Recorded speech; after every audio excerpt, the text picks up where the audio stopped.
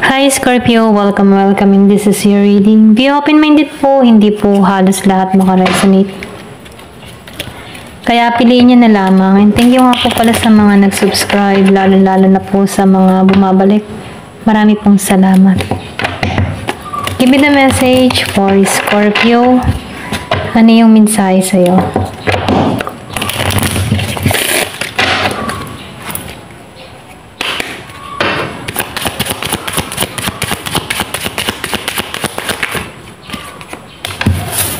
So, meron ka ditong 3.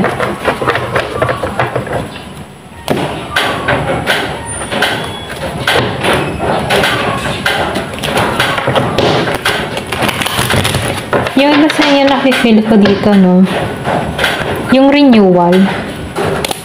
Meron ditong solid foundation na parating sa'yo, okay? Meron kang hiniling itong full moon or pwede rin sabihin na merong naganap ng full moon, okay? Give me the message.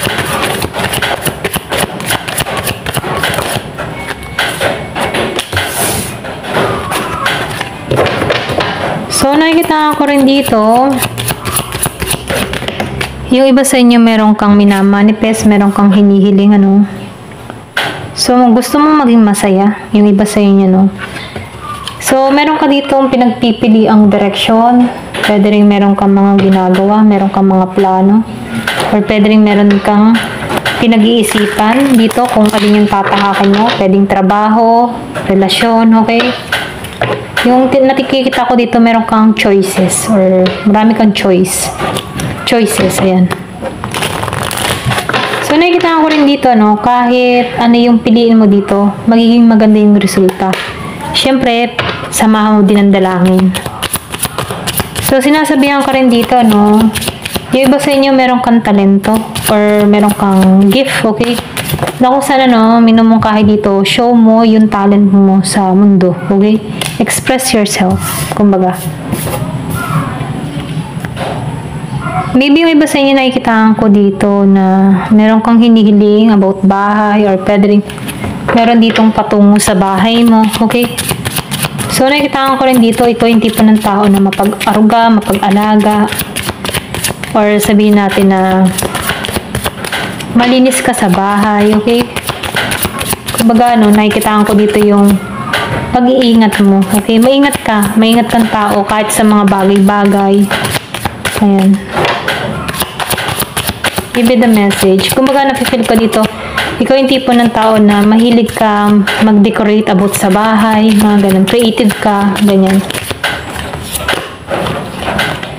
So, nakikita ko dito, yung iba sa inyo, gamitin mo yung intuition mo, no, sa mga bawat hakbang na gagawin mo, pagpapasya mo, okay? Kasi nakikita ko dito, yung iba sa inyo, malakas yung pakaramdam, kutob, or yung intuition, okay? Meron kang kakayahan, okay? Or pwede rin, meron kang gift dito, no? May pagka-psychic, ganyan. Give me the message. Ano pa yung mensahe? Gets. So, nakikita ko din dito, no? Yung iba sa inyo, nagbabalak kang bumili ng aso or nagbabalak kang mag-alaga ng hayop, okay? Ito rin na-feel ko, no? Na kung saan, no, yung iba sa inyo, mas pinagtutuunan mo na lang. Or pwedeng may alaga kang hayop, ano. Mas pinagtutuunan mo yung attention, pagmamahal mo dito. Okay? Kumbaga, doon ka na lang nakatuon. Or ikaw yung tipo na pet lover. Ayan. So, nakikita ko rin dito, maraming challenge na nangyari, ano. May mga decision kang ginawa, hakbang, okay? So, yung iba sa inyo nagkakaroon dito ng healing, pwedeng meron kang pagsubok, or meron kang karanasan about sa puso, ano, or, sa puso, yung na broken hearted ka, okay, nagkaroon ka ng hindi magandang relasyon, or pwede rin meron kang tao o mahal sa buhay na nawala, na mayapa, okay? So, naging challenge to kung paano mo i-heal yung sarili mo about dito, okay? Kumbaga, may pagsubok, ano. So, nasa sa'yo yung desisyon kung kailangan na mag-moving on or i-hold mo pa to, okay? Ikaw yung magpapasya dito. Ayan. Give me the message. Ano pa yung mensahe? 2 beses challenge, okay? Challenge talaga. Kumbaga, yung iba sa inyo, kung ikaw man ay broken-hearted, may separation na nangyari, challenge to para sa'yo, para mag-heal yung puso mo sa nakaraan. Kumbaga, hindi man to biglaan, pero unti-unti to, or pwede rin yung iba sa inyo, nakarecover ka na dito, at naging challenge to para sa'yo, okay? So, nakikita ko rin dito, no, meron ditong involved na connection. Kumbaga, yung iba naman sa inyo, pwede rin challenge na sinubok yung relasyon, okay? Sinubok yung relasyon nyo kung hanggang saan kayo kakapit sa bawat isa, okay? Naging challenge din to sa'yo. Pwede rin merong mga tao na ayaw sa relasyon nyo, or merong mga tao na sumasabotay sa relasyon nyo, naninira, or nagchichismis, ano. Naging challenge to sa inyong dalawa kung paano nyo haharapin itong magkasama, okay? Give me the message. So, telepathy. So, nakita ko dito, talagang yung iba sa inyo malakas yung intuition, ano, or meron ditong tao na kung saan, ano, close sa'yo, nagkakaroon to ng, alam mo yung tipo na synchronicity, okay? Kumbaga, nafe-feel niyo yung bawat energy ng bawat isa, okay? So, nakikita ko dito, yung iba sa inyo, kung wala kang connection sa person mo, okay? Kung madalas mo ito mapanaginipan or bigla mo itong naaalala, iniisip ka ng tao na to, okay?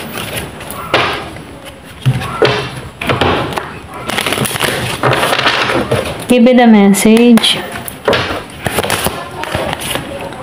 So, the wild rose. So, sinasabihan ka dito, no? Kumbaga, mahalin mo, okay? Or pwede rin sabihin, minamahal mo na yung sarili mo dito. Merong kakaiba sa'yo, okay? Na kung saan unique ka, okay? Na kung saan nakikitaan ko dito, meron kang nalampas sa mga pagsubok at ginawa mo yung tamang paraan para dito, okay? So, nakikitaan ko rin dito, no? Yung iba sa inyo masyadong sinubok, okay? Na kung saan natanggap mo din or nag-heal ka dito sa mga pagsubok na naranasan mo, nahanap mo yung kaligayahan or naibabalik mo yung konfiyansa mo sa sarili mo, okay? Kumbaga, nakita mo na yung happiness ay makikita mo lamang din sa sarili mo. O yan, ito rin nakikita ko dito. Give me the message, ano pa yung mensahe? So, nafe-feel ko yung iba sa inyo nagkakaroon ng renewal or para kang sinilang, nirevert ka muli, ano? Na nagkakaroon ka na ng pangunawa or nagkakaroon ka ng kaliwanagan sa mga nangyari sa'yo. Okay? Give me the message. Ano pa yung mensahe? Ayan.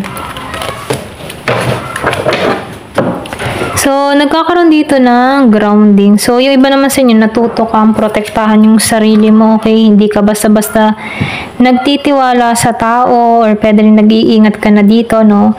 Yung iba naman, nakikitaan ko dito yung growth. Kumbaga, nadidevelop mo yung sarili mo, may paglagong nangyayari sa'yo. So, nafe-feel ko dito na may binabago ka, okay? So, nagmamatured ka. Kumbaga, nafe-feel ko dito yung individual na pagbabago na nangyayari sa'yo, okay? Ayan. Give it a message. Ano pa yung mensahe? So, nafe-feel ko dito yung iba sa inyo magtatagumpay dito, okay?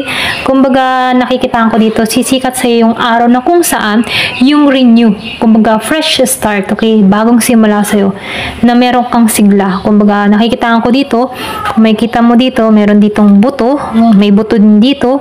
So, nakikitaan ko dito na nagiging kang matatag, nagkaroon ka dito ng renewal sa sarili mo, nagkakaroon ka ng stable, okay? Nagiging kang stable sa yung nararamdaman, sa sitwasyon, or maging sa finance mo, no?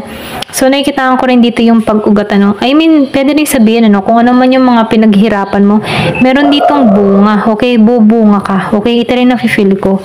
So, wag kang susuko. Ayan, ito lang yung mensahe. Kung ikaw ay nangangarap magkabahay, magkakabahay ka dito, or pwede rin nagpapalano ka, no? Kasi nafe-feel ko dito may paglipat. Yung iba naman sa inyo, nakikitaan ko dito yung union. So, meron ditong miracle na mangyayari. Pasensya na lang ako. Meron ditong miracle na mangyayari. Ito lang nakikita ko. So, meron ditong simula na, alam mo, tipong hindi mo naman to ini-expect, pero biglang dumating, ano. Meron ditong parating sa'yo. Pwedeng love or divine soul counterpart, ipinagkalob sa'yo, okay? So, hindi mo to inaasahan. Deceptive. So, meron ditong, ano, meron ditong plano sa'yo, okay? So, be ready. Ito yung mensahe, no? Be ready. What fate has planned for you. Kumbaga, be ready ka kasi merong pinalano sa'yo. Kumbaga, meron ditong, yung kapalaran, merong plano talaga para sa'yo or merong plano sa'yo, si universe, si God, ano, na kung saan, pinagre-ready ko dito na marireceive mo talaga to. Kung ikaw man nahiling dito ng new love, new soul, counterpart, okay? Kumbaga, mabuting tao na magmamahal sa'yo, ganyan. Nakikita ko dito na ipagkakalob to sa'yo, no? Kung humihiling ka dito. So, tingnan natin, ano. Give me more information. Ano pa yung mensahe? Para kay Scorpio. Wow. So, nakikita ko dito, no? Be ready talaga. Meron ditong selebrasyon na mangyayari at magaganap sa'yo. Okay? Meron ditong ikakasal. Pwedeng sa tao na to, meron talagang nakadestiny na ipagkakalob sa'yo dito. Okay? Hindi to toxic. Ito yung mensahe, devil reverse. Kumbaga, malaya ka. Kumbaga, nakikita ko dito, na-release mo eh. Kasi, challenge tong meron kang hinil sa puso mo. Pwedeng, meron kang masakit na karanasan before na nag-heal ka dito. So, meron kang hinihiling dito, no? Pwedeng love. Dumating to sa'yo. Meron ditong promise sa'yo. Ito yung plano para sa'yo. Marriage. Meron ditong belong ka sa tao na to. So, coming home. So, pwedeng bumuo kayo ng pamilya dito kasi may bahay akong nakikita, no? Kung madalas mo makita yung 1111, 222, or 444, sign to para sa'yo, no? So, nakikita ko dito na dinitouch mo or inalisan mo yung mga negative or negative na tao, negative mong person, dinitouch mo na yung sarili mo, no? Pinakawalan mo na to sa buhay mo, okay? So, nakikita ko dito yung parating si konserbatibo, protective, at nakikita ko rin dito patient to and tentative, okay? So, nafe-feel ko dito yung pagpuporsige ng tao nito, okay? Kaya ka nitong mahalin kung ano ka. Ito na yung mensahe, ano? Ayan, meron ako nakikita dito ang Capricorn, Aries, Leo, Sagittarius, and Virgo, Capricorn, Taurus. So, ayan, ito na yung nafe-feel ko. Ayan. Thank you for watching. Love and peace.